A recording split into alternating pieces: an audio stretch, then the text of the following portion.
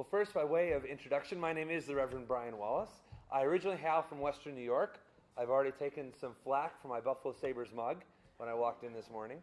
I came to Western Pennsylvania in 1999, wanted to spend 4 years amongst you all, and I'm still here. I've never left, but have come to make Western Pennsylvania our home. After I graduated from Grove City, I went on to Pittsburgh Seminary, where I was going to spend 3 more years in Western PA.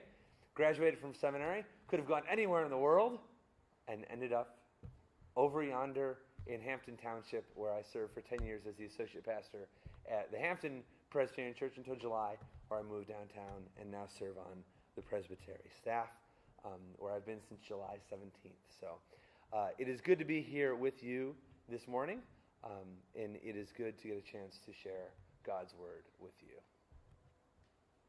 So I want to start with a question. Have you ever been in the midst of a conversation with somebody, and it became painfully obvious they had no idea what they were talking about? And these conversations are the absolute worst when they are trying to give you advice, right? Because the conversation goes like this. No, look. All you got to do is this. You just don't understand. All you got to do is this. It's simple. And you're sitting there going, seriously? I think I understand my own life. No. It's easy. You just got to do it. Those conversations are infuriating to me. Numerous times over the course of my life, I've had conversations with people who were giving me heartfelt advice, sometimes even worse, heartfelt Christian advice, and had no idea what they were talking about. Because they didn't get me. They didn't understand me. They didn't understand my situation and how God had made me. Now, I have the same reaction, the exact same reaction, when people, particularly Christians, will get to a hard point in a conversation and use this line. Well, you just got to have faith. Right? That's the Christian line that we fall back on. Now, that line actually is a good one. It's true. You do have to have faith. And you would think that somebody who's a minister would be highly sympathetic to that, would actually encourage that, right? Would say to people, look, you just got to have faith. But you'd be wrong. Now, at this point, your question should be, well, why? I'm waiting. Why? Thanks for asking.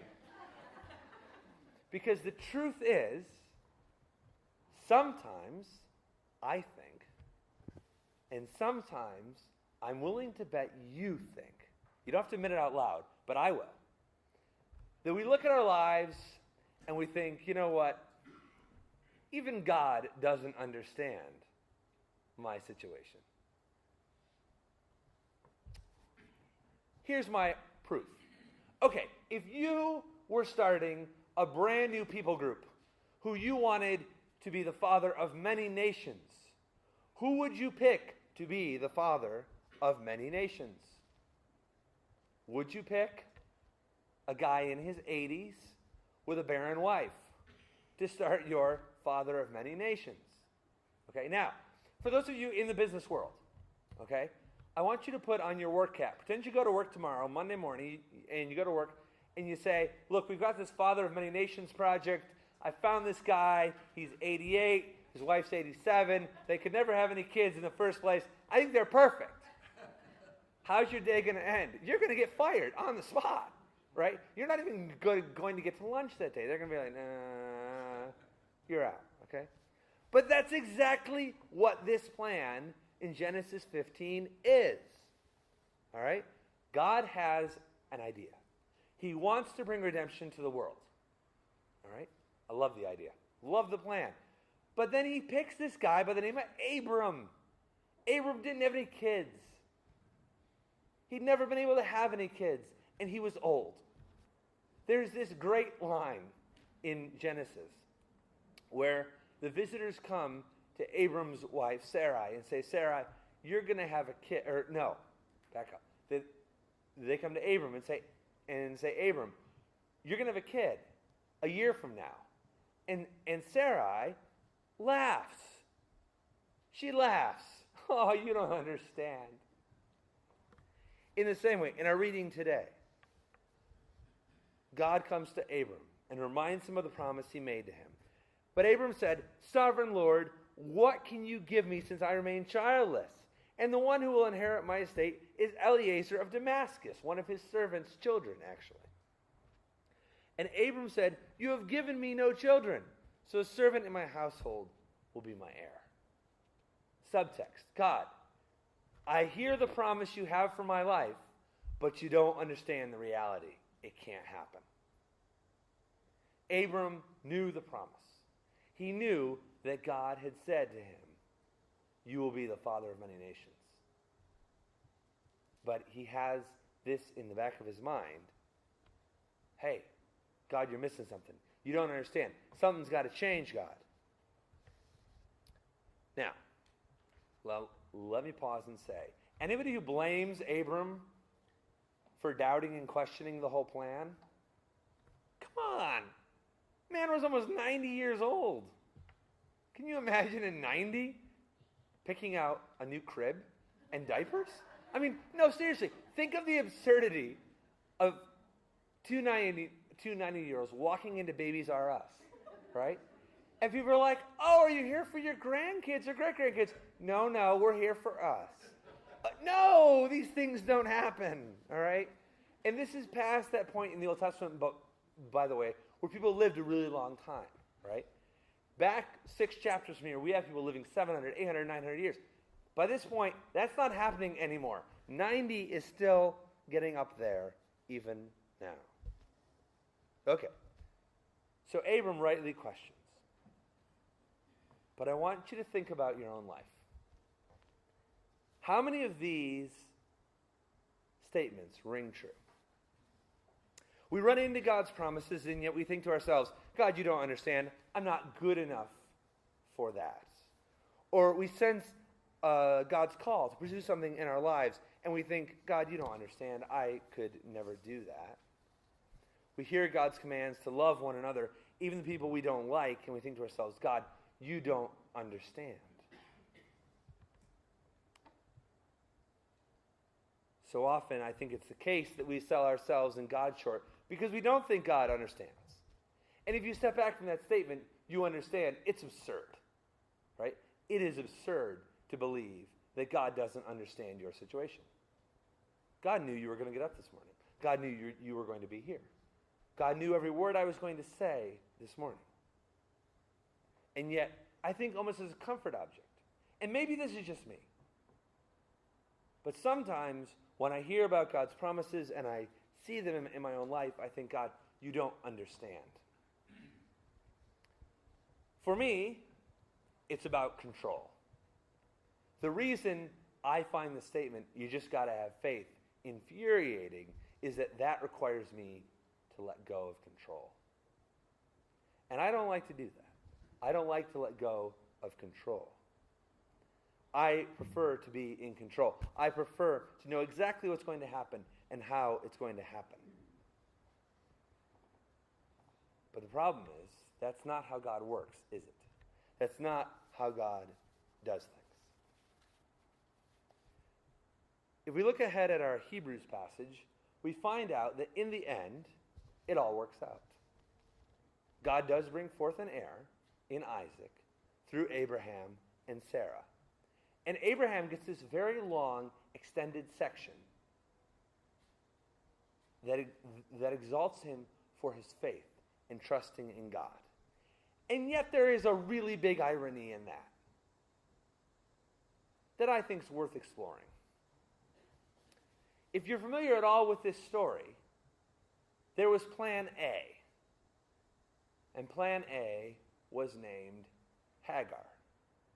After this conversation in Genesis 15, Sarai and Abram cook up a plan that goes like this. Well, we don't have an heir of our own, and Sarai thinks to herself, I'm barren. I know.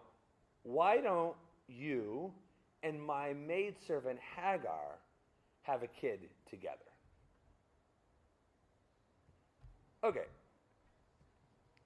don't know how many of you have been married. Who on earth thought this was a good idea? Who on earth thought this was a good idea? Because believe it or not, this plan failed. Sure, there was an heir named Ishmael. Okay? But all that did was create a whole lot more tension and make everybody a whole lot more miserable. Because they didn't trust, they didn't believe that God would fulfill God's promise. So they decided to find a shortcut around it. And fundamentally, this decision demonstrated that they believed God didn't understand their situation. Look, if we don't do this, if we don't find another way to get us an heir, this whole plan can't work out. So we need to take it into our own hands. We need to do it ourselves. And that's exactly what they did. And it failed miserably. In the end, Hagar, the maidservant, got thrown out of the house with Ishmael and got tossed. So all that happened to Abram and Sarai was they ended up throwing out a maidservant. They ended up still without an heir. The whole thing failed. We need to learn from Abraham and Sarah's example. Trust God, or all you'll end up with is an angry wife and a strange lover and a child that didn't accomplish what you're hoping for in the first place. Trust God. Trust God. Trust God and believe that as crazy as it may seem, as strange as the situation may seem, that God knows what he's doing, that God does understand your situation. Abraham, in the end, became the father of many nations. So, where do we go from here? Where do we go from this interesting story of a promise given by God to Abram and Sarah, to their concern and their fear that God didn't understand their circumstance, to their own plan B in case things didn't work out that ultimately backfired, to finally the promise being delivered? I think there's three things. Number one, God does understand our circumstances. God does understand our lives. God knows. And the proof of that is that God became one of us. You see, it's really easy to think that God does not understand when we think of God as distant and other. If God had not come down and taken on flesh and become human, I think we'd actually have an argument that God does not understand what it is like to be a human, to have that human experience. But yet we know that God does. God did become human. Jesus did take on the flesh. And think about this. Jesus took on the flesh, endured suffering, and died. Not a comforted hospital bed death either. He died a painful and torturous death. God the Father witnessed and felt the pain of losing a son. You want to talk about knowing the depth of human pain? The death of one of your children is up there pretty high on that list. So God does understand. God understands the human experience that we live.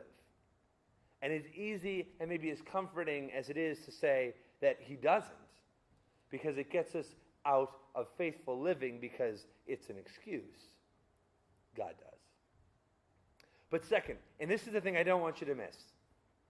So if you've stopped listening 5 minutes ago, give me 90 seconds and you can tune back out, all right? There is grace, right? Abraham gets these awesome verses in Hebrews 11. He gets more verses than anybody else. And he came up with the Hagar plan. The dude who with his wife was like, hey, why don't you go have a little thing with my maidservant? That guy got to be the hero in Hebrews 11. That is amazing stuff, because that's a terrible plan. Look, God forgives, right? We have this idea in Christian circles that the path of walking with God is this really, really narrow one, all right? And we get this from a huge mystery to what Jesus says about how wide is the path to destruction, but narrow is the path, right? That's not what Jesus meant. What he basically said is, look, it's easy to go the wrong way. It's hard to go the right way. That's all Jesus meant. He didn't mean to say the path was narrow and once you fell off, you were out of luck. He just meant to say the right path is hard. Well, I would agree with that, right? But the idea that with God, once you fall off the path, forget it, you can't do his own work, is directly refuted by the fact that the guy who came up with the Hagar plan got high praise in Hebrews 11. There is grace with God. And thank goodness, right? Thank goodness there is grace with God. Abraham royally messed this up, right? Abraham royally messed this up. And yet God was still faithful to God's promise. God said, you're going to be the father of many nations. Oh, that Hagar thing? Good plan, buddy. You're still going to be the father of many nations. And last, when you believe the unbelievable, God can do incredible stuff. Think about this story. The father of our faith and the mother of one of the ancestors of Jesus were in their 90s. I mean, just think about that. You and I are gathered here this morning in this place because two 90-year-olds had a kid. That's crazy. That is absolutely crazy. But that is the amazing power of God in the world. God can do the unbelievable. God does the unbelievable. So here's what I want you to leave here this morning, thinking and knowing. There's a God who knows you, who loves you, and who most importantly believes in you. Yes, we are called to believe in God, that's true, but God also believes in us. He knows every life circumstance and situation that you find yourself in. He knows the conflicts, he knows the hurts. He knows the joys, the successes, and the blessings. He knows it all. God truly understands and knows where you are in life at this point.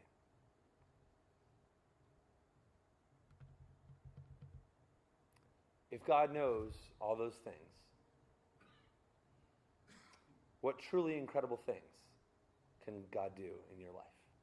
I've met some people who, in life, tell me that their time is done. We had an elder at Hampton. His name was Will Ortlip. Will was 93 years old when we asked him to serve on our session. We went to him one day and we said, Will, we've got a 1-year term on session. We think you'd be a good fit. He went, I don't know about that. I don't even buy green bananas anymore.